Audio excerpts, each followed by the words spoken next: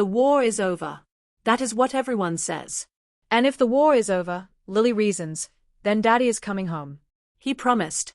So she waits. Days in the Montana snow, nights without food. The people of Crestfall step around her like she is part of the frostbitten sidewalk. Nobody stops. Nobody looks twice.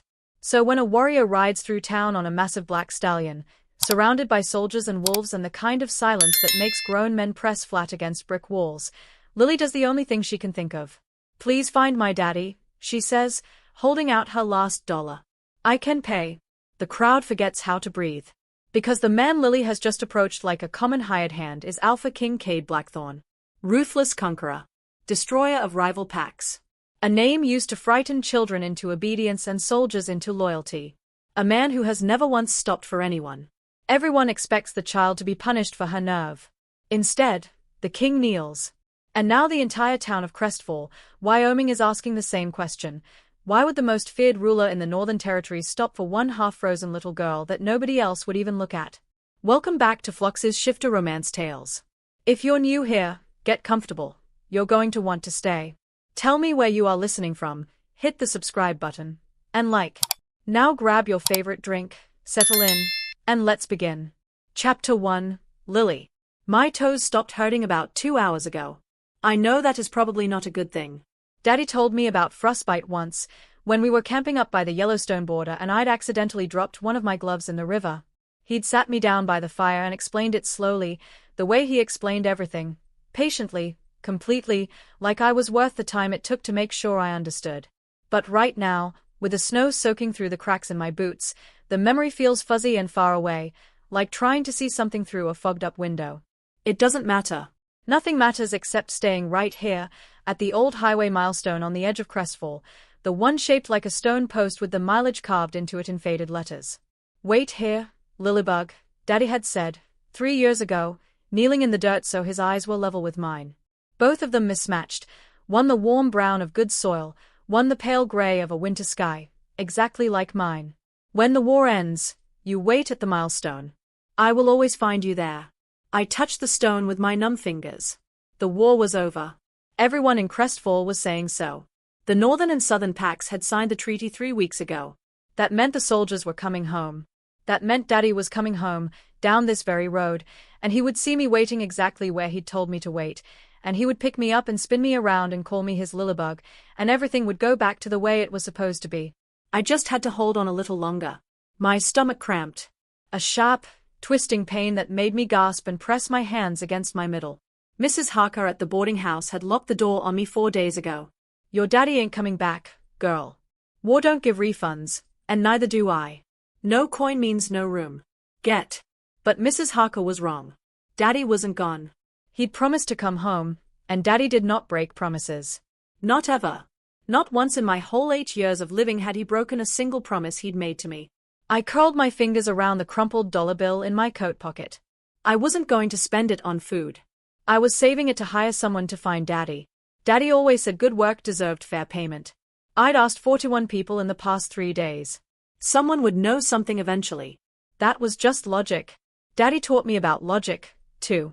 Then a horn sounded at the far end of the main road. My head snapped up. But the crowd around me wasn't cheering. People were scattering, pressing themselves against storefronts, yanking children into doorways, pulling coats tighter and eyes down. A man hissed to his teenage son, head down. Don't stare. You hear me? Don't stare. Then the wolves came.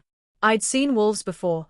The pack members who lived in and around Crestfall shifted sometimes, usually at the edges of town, usually at night.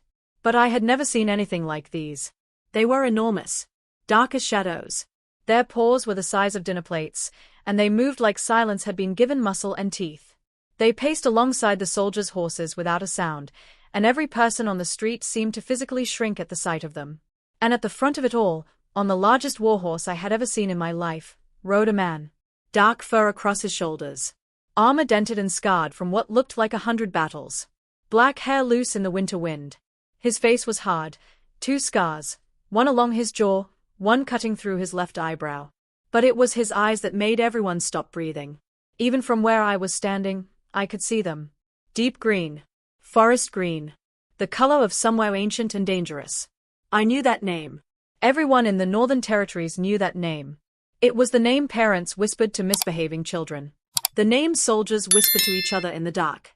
The name that ended arguments and started wars. And then my brain caught up with my heart. This man led soldiers.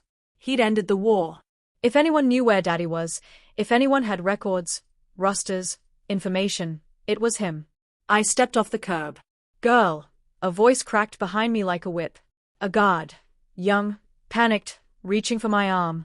Stop right there. I didn't stop. I walked straight up to the massive warhorse, tilted my head back as far as it would go, and looked up at the man on its back. "Excuse me, Mr. King," I said. The silence that dropped over Crestfall's main street was so total I could hear snowflakes hitting the asphalt. His eyes found me. Dark green, deep and complicated, like looking into forest shadow.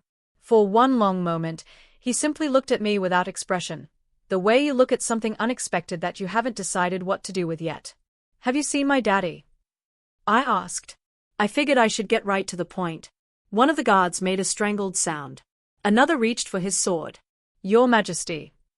The king raised one hand. The guard went completely still.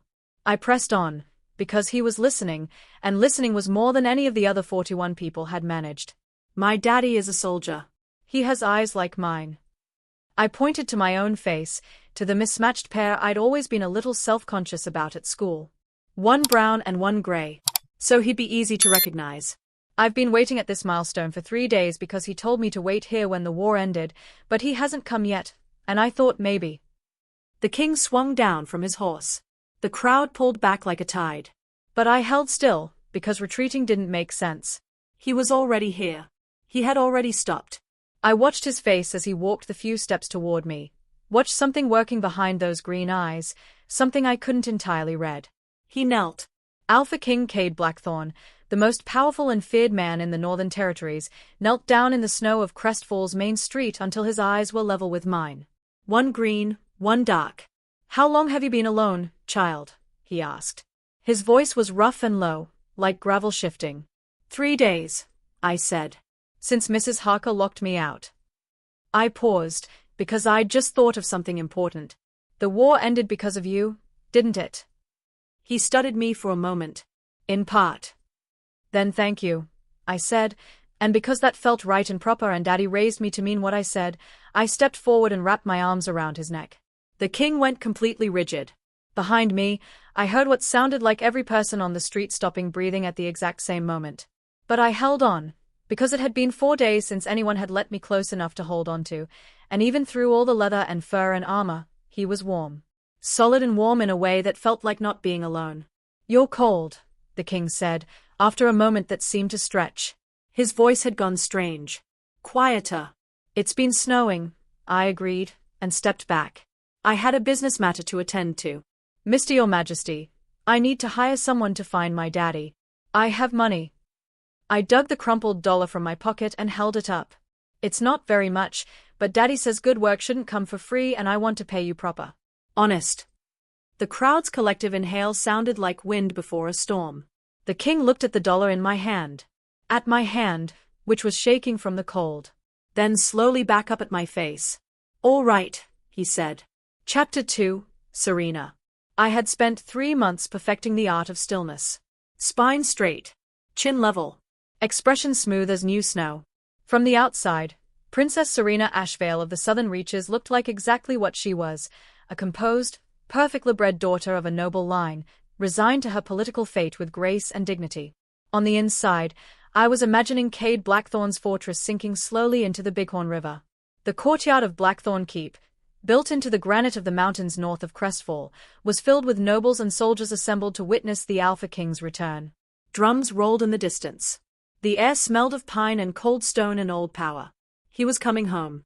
The man who had spent 3 years dismantling everything my family had built.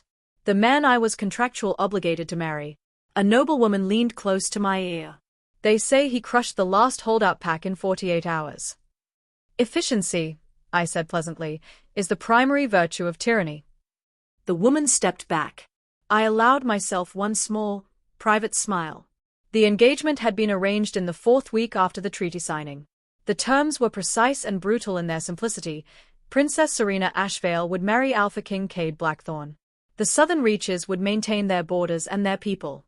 The war would not resume. I would become his Luna, his queen, his symbolic proof that the South had laid down its weapons. I had met him once. At the official engagement ceremony, across a throne room the length of a football field. He'd stood at the far end while our advisors negotiated the final terms, and I'd stood on my designated mark and refused to look at him, right up until the moment I couldn't help it. He'd been looking at me first. One long, steady, assessing look. Green eyes across a vast room. It had made something in my chest tighten in a way I found completely unacceptable, and I'd stared back with every ounce of cold defiance I possessed. His expression hadn't changed, but something had shifted in those green eyes, something that might, on another man, have been called respect. I had crushed that thought immediately and never allowed it to resurface. A trumpet cut through the cold air. The gates began to open. A massive black wolf padded into the courtyard first. This was him. Even in wolf form, even having never seen him shift, I knew. The wolf's shoulders came level with a grown man's chest. Its fur was so dark it seemed to pull at the light around it. And perched on its back, wrapped in a coat 3 sizes too large, sat a small girl. I blinked. The wolf moved toward a carved wooden screen near the gates, clearly a standing fixture, set up for regular use, and the child climbed down, her thin legs wobbling slightly on the icy stone. A guard appeared with a heavy fur cloak. The wolf disappeared behind the screen. Moments later, the man appeared. Cade Blackthorn. He was taller than I remembered. His dark hair was loose, damp from melting snow, and he moved like something that had never been required to doubt itself, that particular, fluid certainty of a predator who has never once needed to wonder if it was the most dangerous thing in the room. Those green eyes swept the assembled crowd with the focused efficiency of a man who catalogued threats the way other men counted coins. And then he walked back to where the child waited, and gently, with a gentleness that seemed to startle even the guard standing closest, lifted her into his arms. The contrast was so stark it was almost absurd. Those scarred hands. That child's weight, barely anything at all. She simply settled against his chest like she'd been there before, like it was the most reasonable place in the world to be. "Your keep is pretty," she said. I stared at her. This stark fortress, carved from mountain granite, built to project power and permanence and the absolute certainty that what was inside could not be taken, this child had called it pretty. And the king had said nothing. He was simply carrying her forward, into the assembled crowd of nobles who parted before him like water before a stone. His eyes found mine across the courtyard. I straightened. Kept my expression glacial and my gaze level. Did not let a single thing I felt show on my face. "Princess Serena," he said. I inclined my head. "Your Majesty." The child turned in his arms and looked at me with wide, mismatched eyes, one brown, one gray. She beamed. "Who is that?" she whispered to the king, not quietly. "Princess Serena," he said. "She will be living here." "Oh!" The child's face lit up like she'd been given a gift. "She's so beautiful." Heat touched my cheeks before I could prevent it. I kept my expression perfectly neutral. The king continued to his platform, the child still in his arms, and the assembled court erupted into whispered speculation the moment his back was turned. I stayed where I was, watching the way he settled the girl carefully on the wide stone step beside his throne, watching the way she immediately began chattering at him about the snowfall and whether there were horses in the stable and could she please meet them tomorrow. And he listened. That was the detail that refused to leave me alone. He listened to her with a focused attention he hadn't given anyone else in the courtyard. "Who is she?" a courtier whispered nearby. As if on cue, the child stood up on the step and addressed the assembled crowd with cheerful certainty. "His Majesty is a very kind king," she announced. "He found me waiting in the snow and is going to help me find my daddy. And he said that other hungry children and hurt soldiers can come here too, because the king takes care of people." The silence that crashed through the courtyard was physical. Because 3 months ago, a council member had formally proposed opening the keep to war refugees. The king had refused, flatly and without discussion. Every person in this courtyard knew that. And now this child, this bony, bright-eyed, utterly sincere little creature, was telling them all, publicly, that he had promised the opposite. I watched Cade Blackthorn's jaw tighten. Watched the muscle in his cheek tick once. Watched him exhale slowly through his nose. "Prepare the guest quarters," he said. "Any wounded soldiers or displaced children who present at the gates will be admitted." The Queen Mother, tall, elegant, imperious, seated to his right, went rigid. Your Majesty, this was not agreed. It is now. Into the frozen silence, the child beamed up at him with pure, uncomplicated joy. I stood in the courtyard of my enemy's fortress and felt something complicated shifting in my chest that I absolutely refused to examine. Chapter 3, Lily. On my third morning in the keep, I woke up and stared at the ceiling. It was painted. Deep midnight blue, with tiny gold stars scattered across it like someone had flicked a brush full of paint upward and loved how it turned out. I'd never had a painted ceiling. Our apartment in the southern reaches had plain drywall. There was a water stain near the window shaped like a dog, if you tilted your head right. I missed Daddy. Not in the sad, crushing way that came sometimes at night when everything got too quiet. Just the regular way, the way where you wanted to tell him something. I wanted to tell him about the ceiling, and the fireplace that never needed tending, and the boots someone had left outside my door that fit perfectly, like they'd been made for me. I got dressed and went looking for the king. The keep was enormous. I'd never been anywhere so big. I peeked into rooms as I passed, found mostly people doing things that looked important and boring, and kept going until I turned a corner and nearly walked directly into the most beautiful person I had ever seen in my life. Oh! The woman caught my shoulders before we collided. Up close, she was even more stunning. Dark eyes, high cheekbones, a dress the color of deep ocean water. She looked like what I imagined when Daddy used to read me fairy tales. Like someone who belonged in a story. I'm so sorry, I said quickly. I wasn't watching where I was going. I was looking for the king. Something moved across her face, too quick for me to read. The king is likely in the war chamber or the training yard. She looked at me carefully. Why are you looking for him? I wanted to ask if there's any news about my daddy. I remembered my manners. I'm Lily. I know who you are. She smiled. I am Princess Serena. My whole face went hot with excitement. The princess? The one who's going to marry the king. Yes. That one. Oh. I clasped my hands together. You are so beautiful, princess. The most beautiful princess I've ever actually seen in real life. I can absolutely understand why the king is so in love with you. The princess's cheeks went pink. I'm sure he's not, she started. Of course he is, I said, because this was just obvious. Anyone would be. And you must love him very much too, to agree to marry him. Something happened to her face at that. Something careful and quiet, like a door closing on a room she didn't want anyone to see into. She looked away. Come, she said, after a moment. I'll walk with you. We walked together through the stone corridors, me taking 2 steps for every one of hers. This was perfect. The king was a hero, and he was marrying a beautiful, kind princess, and soon Daddy would come home and we would all probably live here together, like a family. Then the corridor opened onto an inner courtyard, and I heard a sound I didn't understand. And then I did understand it, and everything went cold. A boy was tied to a post. Older than me, 12 or 13 maybe. His shirt was gone. His face was turned away. And a guard was raising a whip. I screamed before I decided to. Everyone turned. Why are you hurting him? I demanded. My voice came out higher than I meant. He failed in his duty, the guard said, blankly, like this explained everything. Princess Serena's hand closed on my shoulder. Lily. The king wouldn't allow this, I said. I knew it like I knew my own name. The king had stopped for me. Had knelt in the snow. Had promised to take care of people. Heroes did not allow children to be hurt. The guards looked at each other, and then they laughed. Something went hot in my chest. I pulled away from the princess and stepped forward, fists clenched, placing myself between the boy and the whip. Do not laugh, I said. The king is a hero, and when I tell him about this he will not be pleased. Lily. Princess Serena had appeared at my side. Her voice was not a child's. It was cool and precise and went into the courtyard like a blade. Leave the boy alone. He has had more than enough.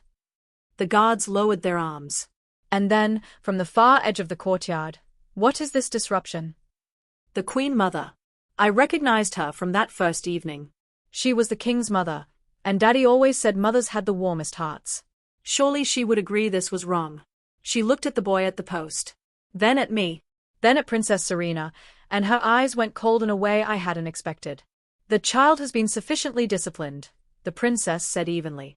You have no authority here, princess, the Queen Mother said. Your army lost the war. I would remember that, in my position. She looked at the guards. Continue. My stomach dropped. But Daddy had taught me something important, that sometimes the only way to stop a wrong thing was to put yourself between it and the person it was happening to. I ran. I got to the post before anyone could grab me and spread my arms wide. Lily, no. Princess Serena's voice was sharp with fear. The whip froze. And then footsteps, heavy, deliberate, the kind that made the stones seem to acknowledge their arrival. I felt the shift in the air before I saw him. Alpha King Cade Blackthorn walked into the courtyard like a storm front. Relief hit me so fast and so hard I almost sat down right there in the dirt. He was here. He would fix it. I knew he would fix it the same way I knew the sun came up. His green eyes swept the scene. The boy, the post, the guards, me in the middle of it with my arms spread wide, and went still with an expression I couldn't quite read but recognized somehow. Like a river before it floods. Explain, he said. The guard dropped to one knee. Discipline, Your Majesty. The boy. She stepped in front of a whip. The Queen Mother cut in, her voice sharp and tight. Your pet child is going to get herself hurt, my son. A king cannot show this kind of weakness. It breeds chaos. Kay didn't look at her. He looked at me. I smiled, because I couldn't help it, and because I wanted him to know I wasn't scared. You're here? I said. I knew you'd come. He walked to the post and studied the boy. Then, quietly, release him. Your Majesty. The Queen Mother's voice had gone dangerously soft. This kind of sentiment will not be discussed further. He turned to the assembled guards, and his voice became the kind of flat, final thing that didn't invite response. No one in this keep will be subjected to physical punishment of this kind. Not soldiers. Not servants. Not anyone under my roof. A pause. This is effective immediately. I beamed so hard my face hurt. Then I hugged him, both arms around his waist, face pressed into the wool of his coat, as tight as I could manage. He went completely still. Like a statue. Like he'd entirely forgotten what to do with his hands. You're a hero, I told him. I knew you were. After a long moment, after what felt like him making some kind of quiet internal decision, his hand came to rest on top of my head. Just for a second. Just long enough to feel real. Chapter 4, Serena. I had requested this meeting 3 days in advance, prepared my arguments, rehearsed my phrasing until the words felt smooth and measured. There were specific provisions in the marriage contract that required clarification before I would sign the final version, provisions that could mean the difference between my people retaining their sacred sites or losing the last remnants of their cultural identity. The war chamber smelled of old maps and steel and something sharper underneath. Wolf. His territory, his space, a room where kingdoms had been planned and dismantled. He stood at the map table reviewing documents when I entered, back to me, sleeves rolled to his elbows. When he turned, those green eyes found me with an alertness that made my pulse jump despite every effort to prevent it. We sat near the fireplace. Too close, in the way of small rooms with large furniture.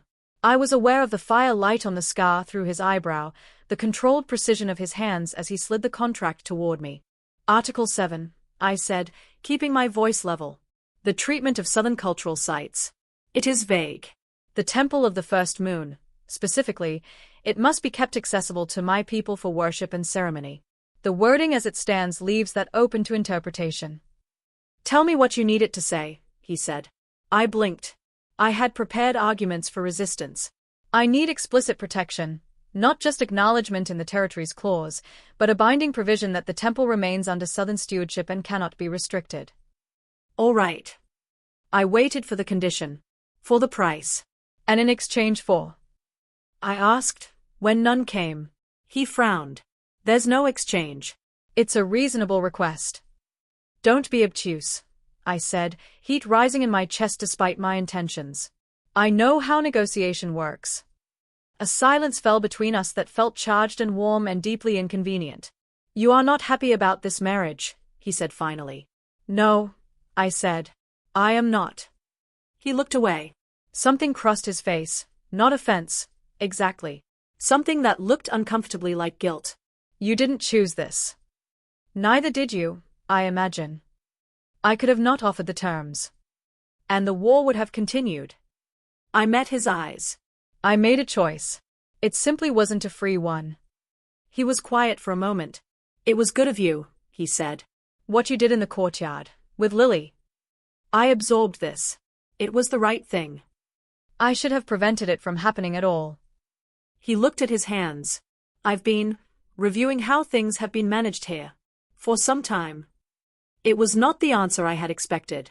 The girl, I said, before I could think better of it. Who is she? His jaw tightened almost imperceptibly.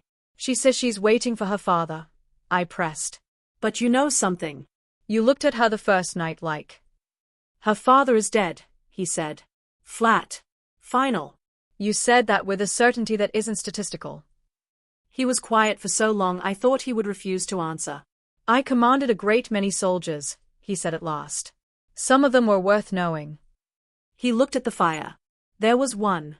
He told me what he actually thought, every time, without calculating what it would cost him. That is rarer than it should be. A pause. He talked about his daughter constantly. Like she was the real thing, and everything else was just time he was spending until he could get back to her. My throat tightened. You were friends. I don't know how to recognize that. He said it without self-pity. Just a fact. But I valued him. And then he was gone, and I found myself thinking about the daughter he'd talked about. Wondering who was looking after her. He stopped. When I saw her at the milestone. You knew, I said softly. The eyes. He told me about her eyes. He looked at his hands. She's been waiting 3 years for someone who isn't coming, and he stopped again. How do I make her feel safe? The shift in his voice was sudden enough that it startled me. He looked up. You seem to understand children. You're observant. Any advice? Of all the things I had prepared for this meeting, this was not among them. Children don't trust declarations, I said, slowly. They trust presence. You brought her here, and then you disappeared into council meetings for 3 days. She needs you to actually show up. He absorbed this. I'm not. He stopped. She believes I'm good. Are you not? He looked at me for a long moment. In the firelight, the tiredness in his face was very clear. The weight of something carried too long. You tell me, princess. The question was so honest it caught me off guard. I think, I said carefully, aware of how close we were sitting, aware of the fire and his scent and the way the moment felt fragile and real, that you could be. If you chose to be. Something passed between us in the silence, something tentative and terrifying and entirely unwelcome, something that felt like the very beginning of trust. I looked away first. Chapter 5, Lily. A month after I came to Blackthorn Keep, I was in the training yard trying to convince my wolf to cooperate. She was being stubborn.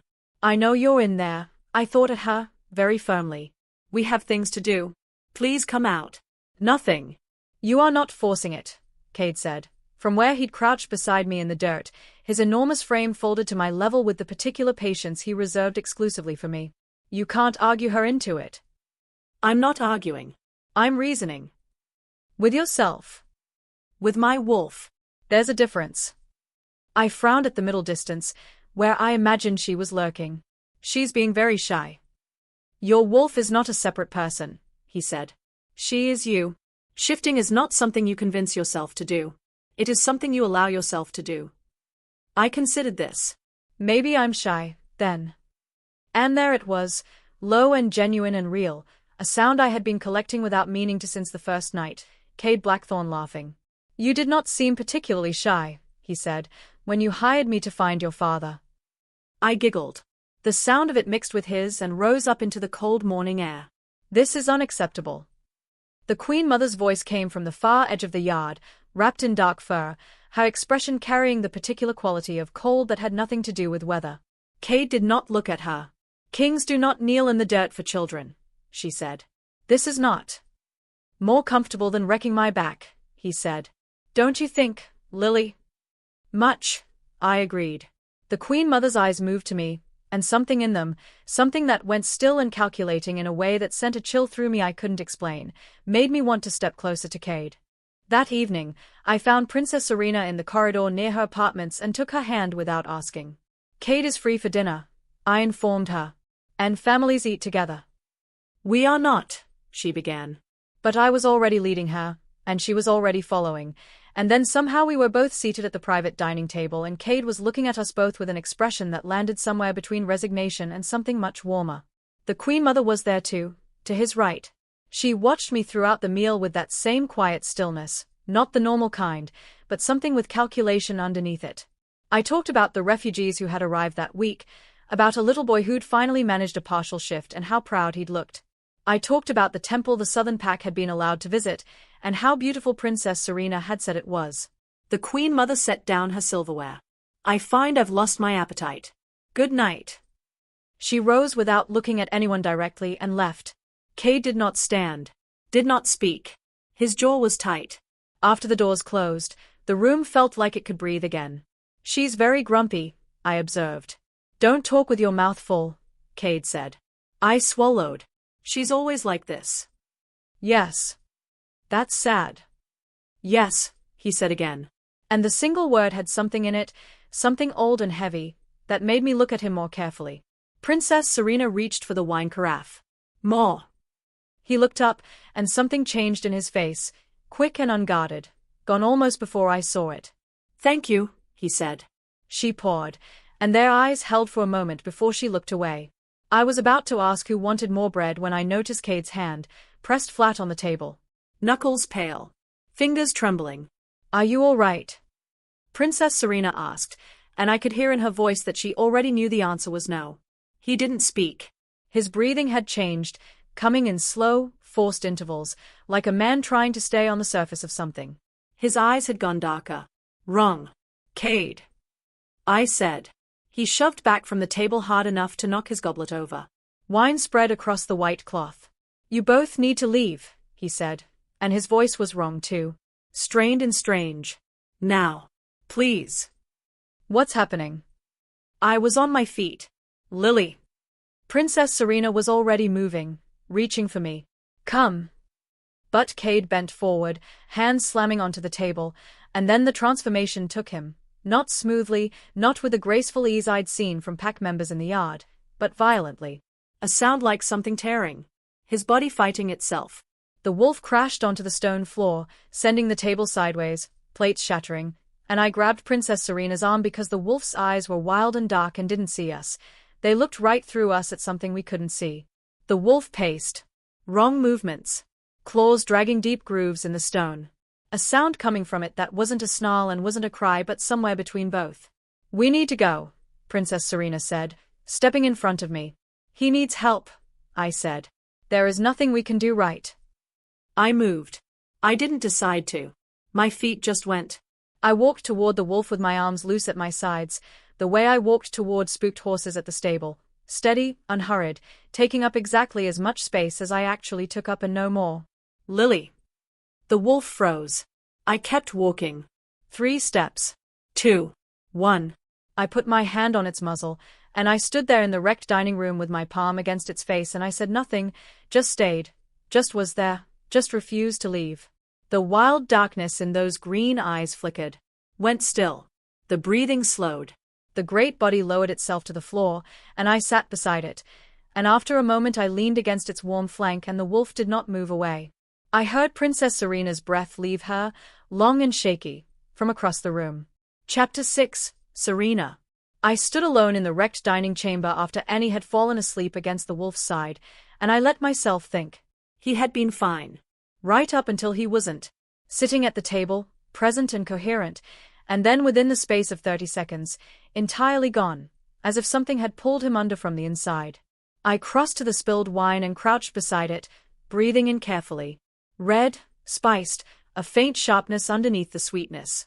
I moved to the food and smelled each dish in turn. Something. Not identifiable to me, but something. I went to the door. Fetch Mara, I said to the guard. Now. Mara arrived within 10 minutes. The one servant in this keep I had come to trust, who had quietly, carefully, over the course of several weeks, made it clear that she saw what I saw and would not speak of it to those I had not named. Every dish, I said, keeping my voice barely above a breath. Every goblet, every carafe. Take samples to the keep's physician tonight. Tell her to test for anything that should not be there. Tell her the results come to me and no one else. No one, my lady. No one, I said. Mara nodded and moved to the table without another word. I carried Lily to the carved chair in the corner, the child barely stirring, dead weight and warm, and then I stood and turned back to the room. Cade lay on his side by the fire, deeply unconscious. The transformation back had been slow and quiet. The fire light moved across his features, and I had the sincere and inconvenient experience of finding him beautiful in a way that made me want to look at the ceiling instead. I did not look at the ceiling. I found his cloak near the door, walked back, crouched beside him, and began draping it across his shoulders with my eyes fixed firmly on my own hands. I was doing reasonably well until I made the mistake of breathing in pine, wood smoke, warm skin. His scent. My wolf went embarrassingly still inside my chest, the way it only did when it wanted something badly enough to stop pretending otherwise. And then I made the further mistake of glancing at his face. His eyes were open, dark green and heavy-lidded and very close to mine, with every single wall he usually kept between himself and the world entirely absent. He looked at me the way people look at things they want, soft and unguarded and completely without armor. Then he lifted his hand and tucked a loose strand of hair back from my face. "Serena," he murmured. Every coherent thought I possessed ceased to function simultaneously. I cleared my throat, sat back. "Your Majesty." He blinked. Awareness returned, slow, then all at once, like a tide coming in, recognition, the present, and then the full weight of what had happened crashing down across his face. His eyes swept the ruined room. Found Lily, asleep in the corner. The breath left him in a long, broken exhale. "What happened to me?" he said. Not quite a question. "I don't know yet," I said. "But I intend to find out." He looked at his hands. "This has happened before. Since I was young. They told me," he stopped. "They told me it was temperament. Something wrong with my control." Shame in his voice, deep and old, the kind that had been carried so long it had calcified. "It's why I fought. Combat helped. Gave it somewhere to go." I stared at him. "All those wars," I said, keeping my voice careful. "You thought they were managing something broken in you. Weren't they? What if," I said slowly, "someone made you believe something was broken in you that wasn't?" He went very still. I had no proof yet. But the test I had sent for would come back by morning. And I was becoming increasingly, coldly certain of what it would say. We sat by the fire, Lily asleep in the chair, the room in ruins around us, and talked in the quiet way of people who have stopped pretending they are strangers. "She trusts me," he said, looking at Lily. "Yes. I don't deserve it. I know who her father was." A long pause. "I was responsible for his death." I went still. "Tell me." He told me about a soldier named Gerald Voss, a common man, unremarkable on paper, who had said what he actually thought every time and never once checked whether it would cost him. Who had talked about his daughter constantly. Who had saved Cade's life in the Lamy Pass, stepped in front of an arrow that had been meant for the Alpha King, and looked him in the eye while he was dying and asked him to find his daughter. I closed my eyes. "She has his eyes," Cade said quietly. "One brown, one gray. He told me so I would know her." The fire crackled. I reached out and placed my hand on his arm. He looked at it for a long moment, then looked at me with an expression so raw and unguarded it made my chest ache. A sound came from the corner. We both looked. Lily was sitting upright in the chair, her mismatched eyes wide and fixed on Cade, and I knew from the look on her face that she had heard enough. "He's dead," she whispered. "Daddy's dead." Cade met her eyes and nodded, once. "Because of you." He nodded again. Her small face worked through it, shock, grief, confusion, loss, all moving across her features like weather. And then it crumpled entirely, and she burst into tears and ran for the door. Cade was on his feet before the door swung shut. "Wait," I said, catching his arm. I looked at the cloak barely covering him. "You cannot chase a child through your own keep like this." I met his eyes. "She needs a moment. You know that." He stood very still, staring at the closed door. Every line of his body pointed toward it. "Let her breathe," I said softly. "It won't help her if you go right now." He turned away from the door like it cost him something physical. Sat back down by the fire. I sat beside him, close enough that our shoulders nearly touched, and neither of us spoke for a long time, and the quiet was full of something that wasn't emptiness. Chapter 7, Lily. I didn't understand. That was the part one kept getting stuck on, crouched behind the heavy curtain on the third-floor corridor with my knees pulled to my chest and my cheek pressed against the cold window glass, watching the frost patterns without really seeing them. Daddy was dead. Except Daddy couldn't be dead because Daddy was Daddy. Daddy fixed things. Wobbly chair legs and broken toys and the way I felt when everything got too big and too scary, he fixed those too, by putting his warm hand on top of my head and saying, "I've got you, Lilybug. I've always got you." Dead people couldn't do that. Dead people couldn't come home. So Daddy couldn't be dead, except Cade had nodded, twice, like someone who knew. And Daddy had promised. Right there on the road, kneeling in the dirt with his mismatched eyes level with mine. "I will come home to you." Daddy did not break promises. I pressed the heels of my hands against my eyes. There had to be a place where this fit. A piece I was missing. I kept trying to find it the way you try to find the last piece of a puzzle that slipped under the table. It had to be here somewhere. It had to. A sound came out of me that I hadn't meant to make. Small and breaking and embarrassing. I pressed my fist against my mouth. "Don't," I told myself. Daddy says crying doesn't fix anything. But Daddy also said it's okay to feel sad when sad things happen, so maybe it was all right, just for a minute, just this once, to sit behind a curtain in a cold hallway in a king's fortress and cry for my father who had promised to come home and hadn't. I cried as quietly as I could manage. For a long time. And then the curtain was pulled aside. The Queen Mother was crouching there. Which was strange, because the Queen Mother did not crouch. She moved through Blackthorn Keep like she was doing it a favor, chin up, expression measuring everything and finding it slightly insufficient. But right now she was at my level, and her face looked soft. Kind, even. Her eyes were warm. "Poor little thing," she said gently. I wiped my nose on my sleeve. "I know what they told you last night," she said. "I've been looking for you, Lily. I have something important to tell you." I looked at her. "Your father," she said. "He is not dead." The words went into my ears and stopped there like they didn't know where to go next. "What?" I whispered. "He is alive," the Queen Mother said. Her mouth curved into a warm smile. "And I know exactly where he is." Something happened in my chest like a door flying open. Like every held breath releasing at once. Like sunlight after long, long winter. "He's alive." My voice came out tiny. "He is. And he misses you terribly." She reached out and cupped my wet cheek. "Would you like to go to him?" I was already moving. I was halfway down the back stairs, already thinking about Daddy's face when he saw me, when a thought stopped me cold on the step. "Cade." I turned around. "We should tell Cade first," I said. "He'll be so relieved." The Queen Mother turned to look at me. Her expression was patient, warm. "Lily." Her voice was gentle. "Cade loves you very much. You know that?" "Yes," I said. "He wants to keep you here." She paused. "He told you your father was dead so that you would stay."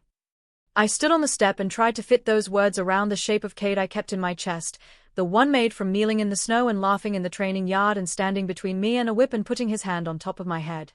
The words didn't fit. "He wouldn't lie to me," I said. "He's my friend." "People do foolish things when they're afraid of losing someone they love," the Queen Mother said simply. I thought about his face in the war chamber. The pain in it, the guilt, the weight of something carried too long. "If you want to see your father," the Queen Mother said, "we must go now, and quietly. If Cade knows you're leaving, he will stop you." She paused. "Once you're with your father, you can send word. Explain. He'll understand." I thought about Daddy waiting. Sitting somewhere cold and alone, thinking I would never come.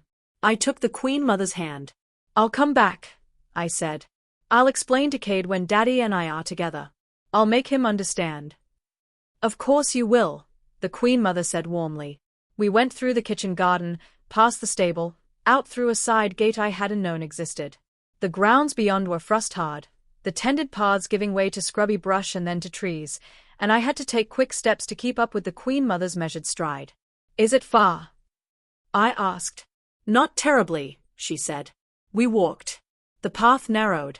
The keep disappeared behind the tree line. The sound of the wind in the pines was the only thing I could hear. The path became a deer track. The deer track became nothing. Something changed in the air. I couldn't name it. Just a quality of quiet that felt different from the quiet of the keep or the quiet of Crestfall or any quiet I'd experienced before. Heavier. Watching. I slowed. Are we nearly there? I asked. Nearly, she said. The trees opened into a clearing. Snow still lay at the edges where the sun hadn't reached. The center was bare frozen earth. Empty. Daddy? I called. My voice came back from the trees. I turned to the Queen Mother. She was standing completely still. And she was reaching behind her. And she was lifting a bow. The understanding came very slowly, the way that bad things sometimes did, too big to arrive all at once, so they arrived in pieces. Where is my daddy? I asked, and my voice sounded very young to my own ears. History remembers victory, the Queen Mother said quietly. It never remembers mercy. I took a step back. My heel hit the tree behind me. Did you know, she said, tilting the arrow to examine its tip, dark, coated in something, that this arrow bears the Southern Pax markings? I shook my head. Your death will restart the war, she said pleasantly. The Southern Princess, everyone will assume, arranged it. The peace will collapse. And order will be restored. She looked at me with those warm eyes, and I realized now that the warmth had always been something else, something performed. My son has grown soft. A child and a conquered princess, unraveling what I have spent his entire life building. Please, I whispered. My chin was shaking. I want my daddy. You will be with him soon, she said softly. And something in the way she said it made my heart lift, just for one terrible second, before she added, in death. She drew the bowstring back. I pressed myself against the tree and screamed, Daddy. My voice tore out of me and came back empty from the snow-heavy pines. He wasn't coming. I was alone in a winter forest and the Queen Mother had an arrow aimed at my heart and nobody knew where I was. Cade. The scream ripped out of me at the exact moment she released the string. Something hit me sideways, enormous and solid and warm, and I flew through the air and landed in the snow at the clearing's edge and lay there, stunned, looking up at the gray sky. Then I heard it. The sound the wolf had made in the dining room, the sound that started as a snarl and broke apart in the middle, raw and ragged, but this time it was outdoors and it was everywhere and it was real and it was him. The massive black wolf stood in the center of the clearing. The black arrow was buried in his shoulder. No, I breathed. I was across the clearing before I decided to move. You're fine, I told him, pressing my face into the fur at his neck, wrapping my arms around him as best I could. You're fine. I've got you. I'm here. You're fine. His legs were shaking. Those enormous legs, the ones I had seen cross a courtyard like something immovable, were shaking under him. They buckled. He went down, slowly, front legs first, then back. I went down with him, holding on. His breathing was wrong. Too slow. Too far apart. Stand up, I said. It barely came out as sound. He did not stand up. Please, I said, and the forest erupted. Chapter 8, Serena. When Mara knocked on my door at dawn, her face told me what I needed to know before she spoke. The physician's results had come back. There were substances present in the king's food and wine that had no business being there, things that, in large amounts, accelerated and destabilized pack shifting, made the transitions violent and uncontrollable. Things that, administered consistently over years, would make a man believe his own body was his enemy. Things that required knowledge, access, and patience. I was still holding the sealed report when I realized Lily was not at breakfast. I went to her room. Empty, bed cold, curtains open. I went to the training yard, the stable, the kitchen garden. I asked the guards at the main gate and the guards at the corridor that connected to the Queen Mother's apartments. A gate guard on the east side remembered. Early this morning, before the keep fully woke, the Queen Mother had passed through with a child. I was running before he finished the sentence. I found Cade in the war chamber, and I spoke quickly and clearly, and before I finished he was already gone, the door swinging open, a black wolf tearing through it and across the courtyard and out the east gate faster than I had ever seen anything move. I gathered soldiers. I ran. When we broke through the tree line into the clearing, I took everything in at once. The Queen Mother, the bow, the arrow's target. Lily, pressed against a tree at the clearing's edge. The wolf, enormous and down, an arrow buried in his shoulder. Lily on her knees in the snow beside him, face pressed to his fur. Guards, I said. My voice was controlled. Every other part of me was not. Seize her. Now. They moved. The Queen Mother struggled, her face going through fury and then something colder. You have no authority here, girl. I have evidence, I said. I crossed the clearing toward her. The food. The wine. You have been poisoning your son his entire life. Making him believe he was broken when he was not. Her eyes went flat. You can't prove it. I already have. I held her gaze. You told him he was dangerous. You gave him wars to fight so his violence would feel purposeful instead of manufactured. You built an empire on a lie you fed to your own child. Something flickered behind her eyes. Not guilt, never guilt, but something close to acknowledgement. Mercy weakens kings, she said. Then it's lucky, I said, that his mercy was never a weakness. It was the only true thing about him that you couldn't manage to touch. They dragged her back through the trees. I crossed the clearing and crouched beside Lily in the snow. She didn't look up. Her arms were still wrapped around the wolf's neck, face buried in his fur, her small shoulders shaking. It wasn't your fault, I said. I believed her, Lily whispered. I believed her because I wanted to. Yes, I said. That's what people who love us use against us. I put my hand on her back. It doesn't make you foolish. It makes you someone who loves. The wolf's breathing had slowed. The healers, when they arrived, worked quickly and with the focused urgency of people who understood what was at stake. I stood back and watched, and I allowed myself to feel, for the first time, how frightened I had been. Not for a political arrangement. For him. 3 weeks later, I stood on the courtyard balcony in the early afternoon sun and watched Lily chase a jackrabbit across the frozen stones below, her silver circlet knocked sideways, her blue dress already acquiring the particular character that came from being worn by someone who forgot she was wearing it. She'd named the rabbit Gerald. I had my thoughts about that and kept them entirely to myself. Across the courtyard, Cade stood with his advisors, reviewing something on a map with the same focused attention he'd turned on everything since his recovery, rebuilding, restructuring, dismantling the systems his mother had built around him like a cage and replacing them with something he was learning, tentatively and with great care, to call his own. The Northern Territories were changing. Peace held, not because of force, but because he was finding that the same determination he'd once directed at conquest could be redirected toward construction. He had publicly pardoned 3 Southern Pack leaders who had been imprisoned during the war. He had sent medicine to a Southern settlement that had been struggling since the treaty. He had, the previous week, asked my advice about the temple. He hadn't needed to ask. The protection clause was already signed. He'd asked anyway. He looked up from the map and found me on the balcony, and something in his expression shifted in a way that had been happening more and more frequently and that I had not yet decided what to do with. "You're leaving tomorrow," he said, when I came down. "My escort is ready," I confirmed. "My father's advisors are expecting me before the end of the month." He nodded. We walked together along the courtyard's outer edge, not quite side by side, maintaining the particular careful distance we had settled into over weeks of proximity, close enough to talk, far enough to pretend we weren't anything more than reluctant allies.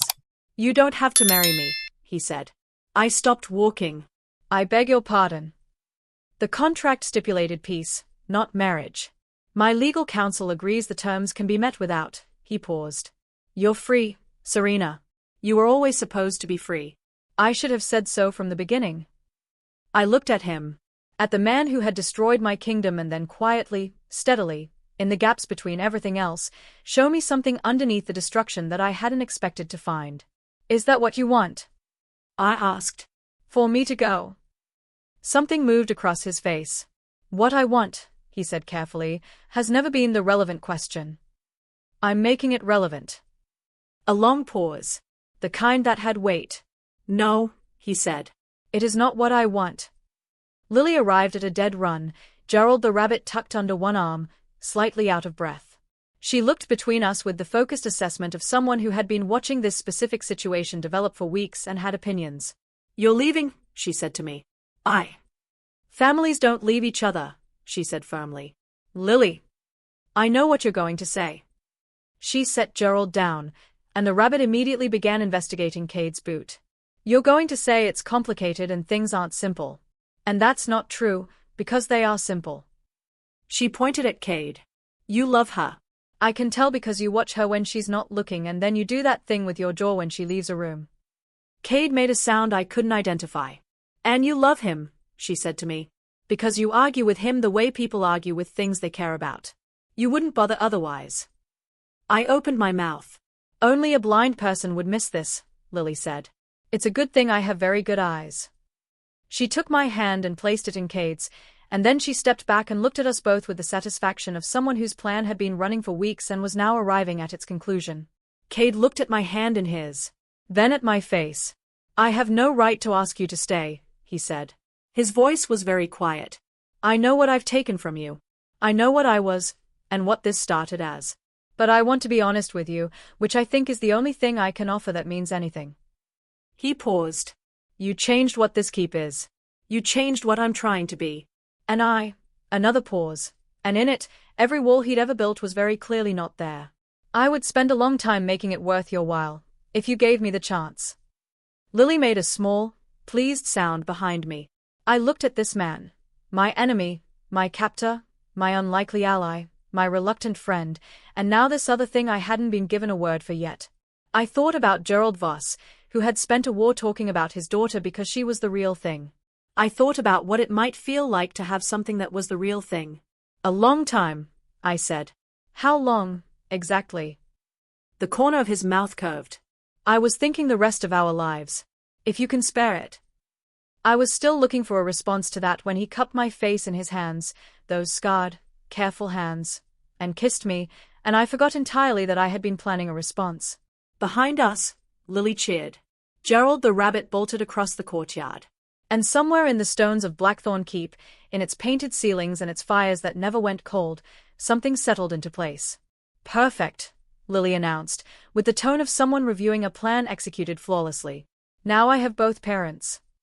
Cade laughed, warm and real and completely unguarded, and I laughed against his shoulder, and the sound of it moved through the cold courtyard air like the first thing that had ever been uncomplicated. I was going to be hearing that laugh for a very long time. I had decided, quietly and completely, that I did not mind at all. Thank you so much for listening all the way to the end.